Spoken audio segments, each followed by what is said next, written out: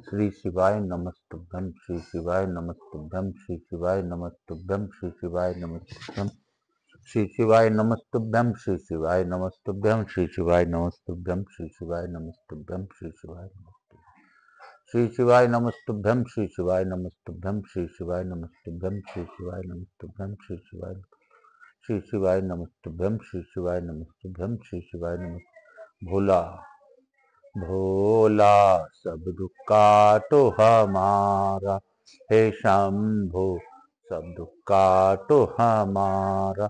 शिव शंकर जपूं तेरी माला, बाबा भोला जपूं तेरी माला के भोला, सब दुख काटो हमारा। हे शंकर भोलेनाथ सब दुख काटो हमारा, हे काशी विश्वनाथ सब दुख काटो हमारा। भोलेनाथ बाबा को नमन करते हुए, स्मरण करते हुए प्रथम पूजदेव गणपति गणेश जी महाराज का आह्वान करता हूँ। उनसे प्रार्थना करता हूँ, हे गजानन, हे गणपति, हे विघ्नहर्ता, हे लंबोदर, आप इस कथा स्थल पर पधार कर आवाहित समस्त देवी देवताओं को आने का मार्ग दें। आप दशों दिशाओं को विमुक्त करते हुए उनको इस कथा स्थल पर पधार कर इस कथा का अद्भुत आनंद प्राप्त करवा कर हम सबको आशीर्वाद दिलवाने में सहायता प्रदान करें। आप सभी प्रकार के विघ्नों को हरण करने वाले हैं, आप सभी के कष्टों को दूर करने वाले हैं। हे गणपति, आप प्रसन्न होइए, कृपा कीजिए।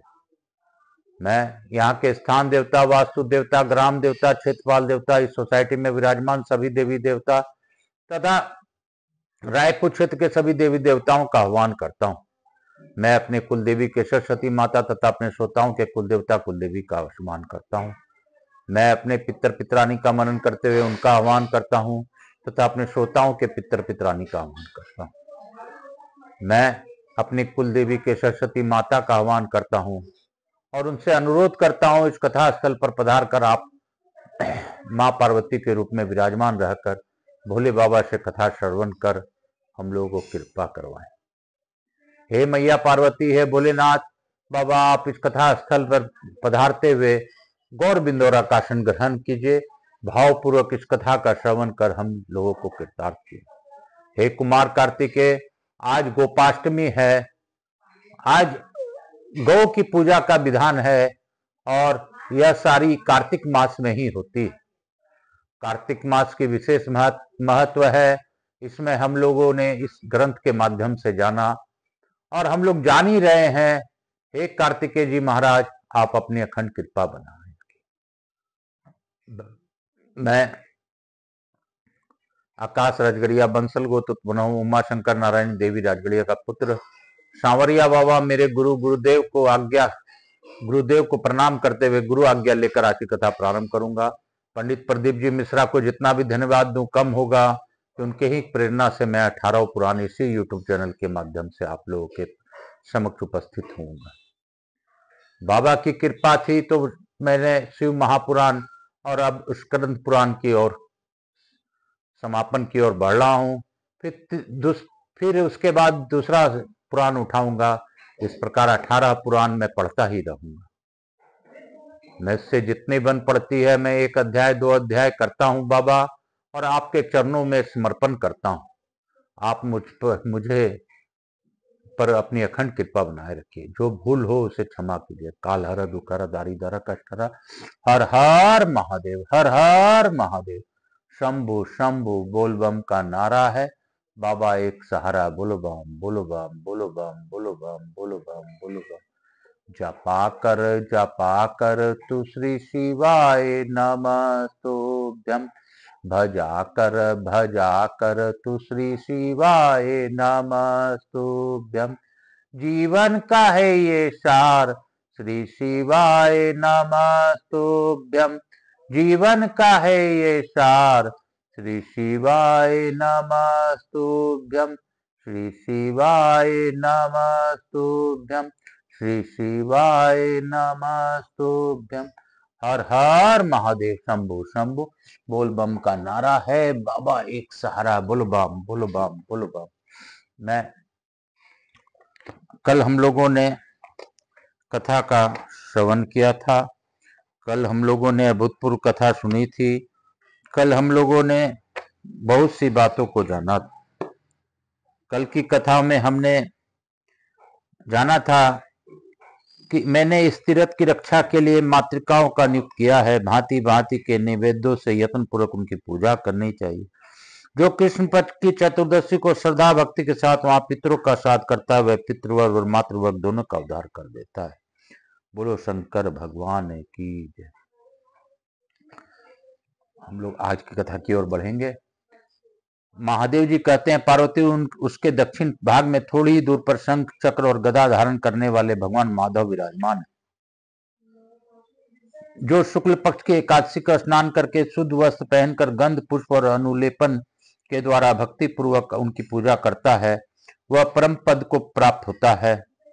जो विष्णु कुंड में स्नान करके माधव जी की पूजा करता है, वह श्री हरि के परम धाम में जाता है। वहां से उत्तर दिशा में कुछ वायवाई कोण की ओर श्रृंगालेश्वर लिंग है। महा तेजस्वी इंद्र, वरुण, कुबेर, यमराज, अग्नि, आदित्य, वसु तथा समस्त लोकपालों ने उस महालिंग की आराधना की।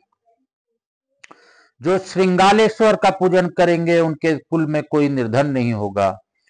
जो मनुष्य अमावस्या तिथि को यहाँ आकर स्नान करके क्रोध रहित हो विधि पूर्वक पितरों का श्राद्ध करता है, उसके पितर प्रलय काल तक तृप्त रहते हैं। इस क्षेत्र का विस्तार 1 मील तक है। उसमें जो मृत्यु को प्राप्त होते हैं उन्हें उत्तम गति की प्राप्ति होती है। जो अनशन व्रत ग्रहण करके इस तीर्थ में प्राणों का त्याग करते हैं, वे परमेश्वर में लीन हो जाते हैं। श्रृंगालेश्वर से ईशान कोण में 7 धनुष की दूरी पर त्रिपथगा गंगा है।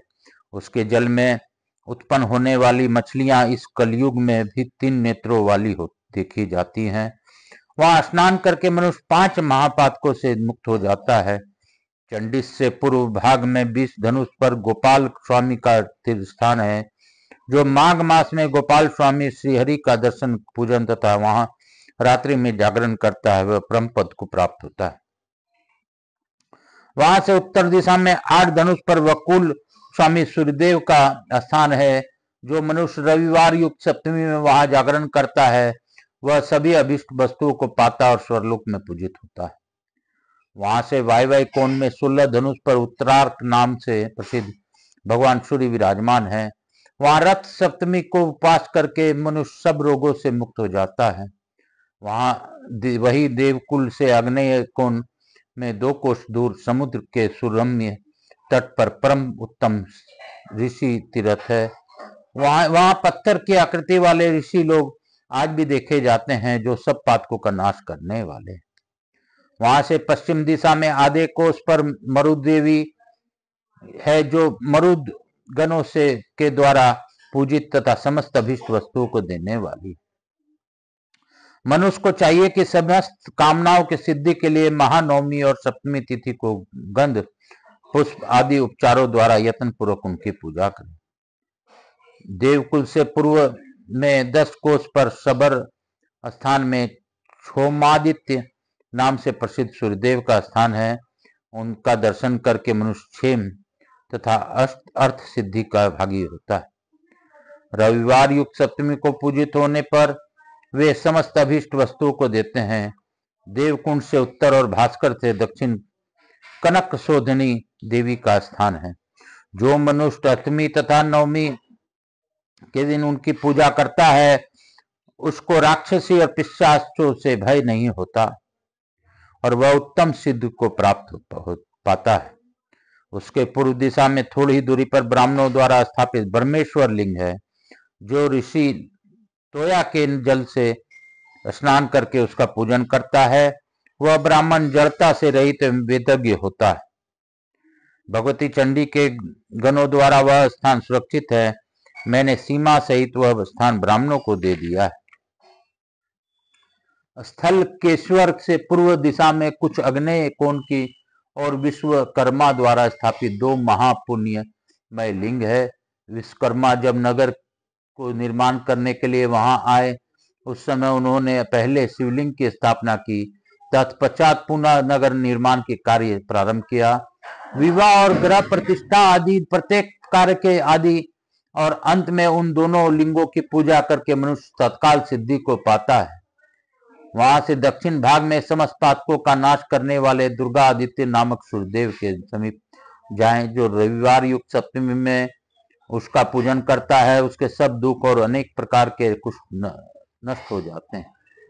वहां से दक्षिण भाग में ऋषि तोया के जल पर सोमेश्वर लिंग है, जिसका नाम पहले भूतेश्वर था। सोमेश्वर का दर्शन पूजन करके मनुष्य सब पापों से मुक्त हो जाता है। वहां से उत्तर भाग में कुछ वायव्य कोण में की और सिद्धिदायक विनायक विराजमान है, जिन कुबेर को मैंने अपने सखा बताया है। वे गणनाथ रूप में उस स्थान में लोग को सिद्धि प्रदान करने के लिए स्थित है। जो मंगलवार युक्त चतुर्दशी को लड्डू सहित नाना प्रकार के भक्ष्य भोज्य पदार्थों द्वारा उसकी विधि पूर्वक पूजा करता है, उसे निश्चय ही सिद्धि प्राप्त होती है। तदंतर ऋषि तोया के तट पर स्थित सर्व विघ्न नाशक विनायक का दर्शन करने के लिए जाए। वे साक्षात त्रिपुरांतक शिव हैं और गज रूप धारण करके महाक्षेत्र प्रभास से ऊंचे स्थान पर अपने कोटि गणों के साथ स्थित हैं। अतः निर्विघ्नता पूर्वक यात्रा की सिद्धि के लिए गंध पुष्प आदि उपचारों द्वारा उनके पूजन करनी चाहिए। योगक्षेम की सिद्धि के लिए उनकी यात्रा का महत्व भी करना चाहिए। वहां से उत्तर महाकालेश्वर देव है, जो उस पुर के अधिष्ठाता रौद्र रूपधारी भैरव है। पूर्णमासी और अमावस्या को उनकी महापूजा करनी चाहिए। जो महोदय तीर्थ में स्नान करके महाकाल का दर्शन करता है, वह 7000 जन्मों तक संसार में धनाढ्य होता है। वहां से ईशान कोण में भगवान महोदय तीर्थ है, उसमें विधि पूर्वक स्नान करके जो देवता और पितरों का तर्पण करता है, उस प्रतिग्रह जनित दोष से भय नहीं होता। उस तीर्थ की रक्षा के लिए महाकाल के उत्तर भाग में मेरी प्रेरणा से मातृकाएं रहती है। वहां स्नान करके मनुष्य पहले उन मातृकाओं को भी पूजा करे। वहां से वायव्य कोण में संगमेश्वर लिंग है, उसमें भी पूर्व दिशा में पापनाशनी कुंडिका का है। वहां बडवानल सहित सरस्वती जी आई हैं। जो कुंडिका में स्नान करके संगमेश्वर का पूजन करता है, उसका सहस्र जन्मों तक लक्ष्मी पुत्र तथा प्रेम जनों में कभी वियोग नहीं होता। वह जन्म से लेकर मृत्यु तक के समस्त पापों से मुक्त हो जाता है। उस स्थान से 3 योजन उत्तर तप्तोदक स्वामी है, जहां भगवान विष्णु ने युद्ध करके दैत्यराज तल का वध किया था। जो मानव तृप्त कुंड में स्नान करके तल स्वामी की पूजा तथा स्नान करता है, वह करोड़ों यात्राओं का फल पाता है। उसमें पूर्व दिशा में कालमेद लिंग रूपी क्षेत्रपाल है। अष्टमी और चतुर्दशी को विस्तार पूर्वक उनकी पूजा करनी चाहिए। वे कलयुग में कल्प वृक्ष के समान मनोवांछित फल देने वाले हैं। वहां से दक्षिण भाग में 25 धनुष के अंतर पर सब पापों का नाश करने वाली रुक्मणी देवी स्थित है। तप्तोदक कुंड में स्नान करके रुक्मणी जी की पूजा करें, इससे 7 जन्मों तक स्त्रियों की गृहस्थी भंग नहीं होती। बलभद्र से पूर्व दिशा में एक श्रेष्ठ नदी है, जहां दुर्वासेश्वर लिंग प्रतिष्ठित है। जो अमावस्या को उस नदी में स्नान करके पिंड देता है, वह 100 कोटि कल्पों से अधिक काल तक के लिए पितरों को तृप्त कर देता है।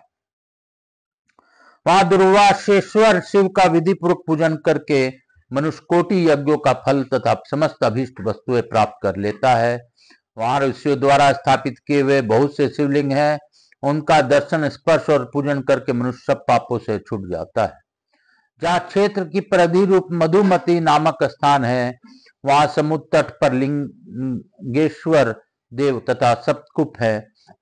वहां श्राद्ध करके मनुष्य गया से कोटि गुना फल पाता है। बोलो शंकर भगवान की जय। बोलो मेरे भोलेनाथ की जय। बोलो मेरे विश्वनाथ की जय। काल हर दुख हर दारिधर कष्ट हर हर हर महादेव शंभु शंभु। बोल बम का नारा है, बाबा एक सहारा है। बोलो बम बोलो बम बोलो बम बोलो बम बोलो बम।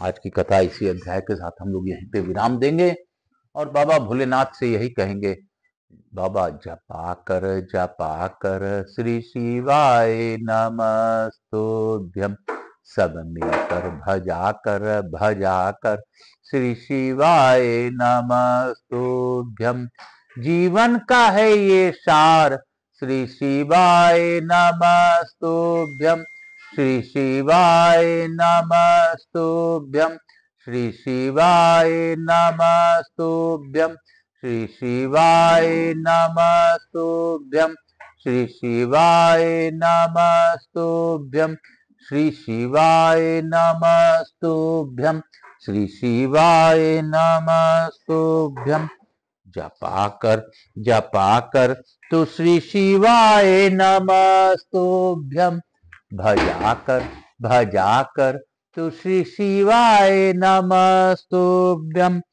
सभी कष्ट तरेंगे श्री शिवाय नमस्तुभ्यम, सभी कष्ट तरेंगे श्री शिवाय नमस्तुभ्यम, श्री शिवाय नमस्तुभ्यम, श्री शिवाय नमः।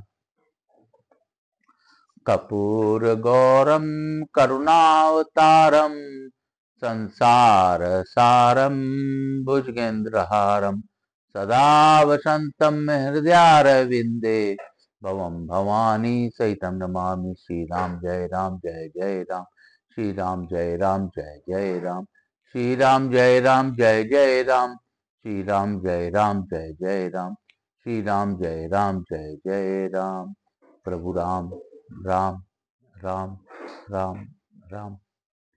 महाकाल राजा की जय, राधा कृष्ण भगवान की जय, लड्डू गोपाल की जय, गणेश जी लक्ष्मी जी महारानी की जय, शंकर शंभु की जय, शिव महापरिवार की जय, दुर्गा महारानी की जय, रानी सती दादी की जय, हनुमान जी महाराज की जय, श्याम प्यारे की जय, त्रिशक्ति धाम की जय, बोलो मेरे महादेव की जय। यहाँ के स्थान देवता, वास्तु देवता, ग्राम देवता, समस्त देवी देवताओं को मैं नमन करते हुए, भजन करते हुए आज की कथा यहीं पे विराम देता हूँ। और प्रथम पूज्य देव गणपति गणेश जी महाराज, लक्ष्मी जी महाराज, रिद्धि सिद्धि शुभ लाभ कुबेर जी महाराज से अनुरोध करता हूँ कि आप सभी लोगों को आशीर्वाद प्रदान कर स्थायी रूप से हमारे यहाँ निवास रहकर अखंड कृपा बनाए। आवाज समस्त देवी देवताओं से अनुरोध करता हूँ सभी लोगों को आशीर्वाद प्रदान कीजिए और इस कथा का श्रवण का लाभ सभी को प्रदान कर अपने स्थान को गमन कीजिए। पुनः बुलाने पर पधार कर आशीर्वाद दीजिए। मैं अपने भोलेनाथ में या पार्वती को धन्यवाद देते हुए यही कहूंगा कि बाबा सभी पर कृपा कीजिए। आपका जो भी नाम जपे, इस कथा का श्रवण करे, जो भी भजन करे, उनके कष्टों में उनका साथ दीजिए। काल हर दुख हर दारिद्र हर कष्ट हर हर हर महादेव श्री शिवाय नमस्तुभ्यम।